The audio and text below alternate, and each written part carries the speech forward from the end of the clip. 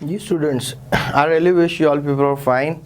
And what I'm going to let you know about today's in lecture is reaction kinetics again. और आज हम बात करेंगे specific rate constant की और वेलोसिटी कांस्टेंट की.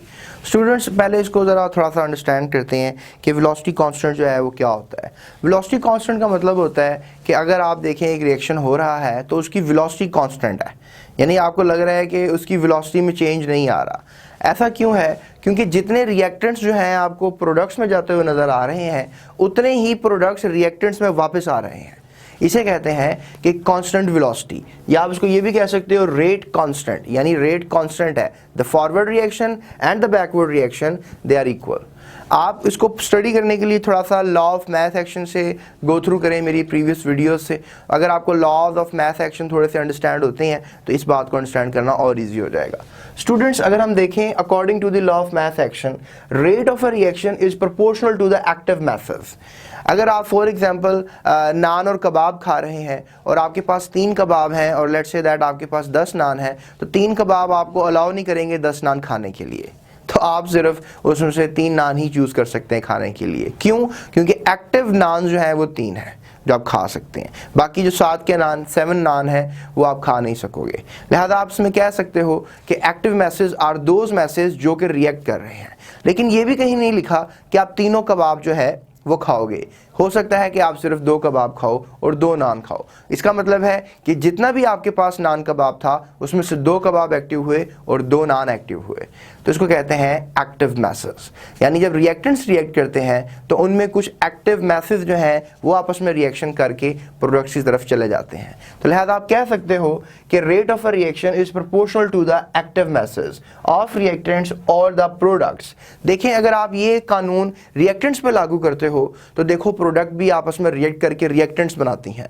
तो लिहाजा आप कह सकते हो कि जो प्रोडक्ट्स हैं वो भी क्या बना सकती हैं? रिएक्टेंट्स बना सकती हैं. लिहाजा इसलिए हम कह सकते हैं कि एक्टिव मास जो प्रोडक्ट्स का होगा वही दोबारा रिएक्टेंट्स में कन्वर्ट होगा और जो एक्टिव मास ऑफ रिएक्टेंट्स है वही प्रोडक्ट में जा रहा है. लिहाजा आप क्या कहोगे? So the active masses of reactants और the products of active masses if more than one reactants are involved. और डेफिनेटली एक्टिव मैसेज का लफ्ज़ आप तभी इस्तेमाल करोगे जब रिएक्टेंट एक से ज़्यादा होगा. जैसे फॉर एग्जांपल आपके पास 2 रिएक्टेंट्स हैं which is A and B. अब ए एंड बी 100% तो आपस में रिएक्शन नहीं करेंगे. लिहाजा ए और बी जो है वो आपस में रिएक्ट किए और बना दिया सी और डी. लेकिन डेफिनेटली 100% जो है सी और डी नहीं बनेगा, कुछ खास वैल्यू जो है वो सी और डी की बनेगी. और लेट्स से दैट सी और डी भी अगर रिएक्शन कर रहे हैं तो खास वैल्यू उनकी आपस में रिएक्शन करेगी. These are known as active masses.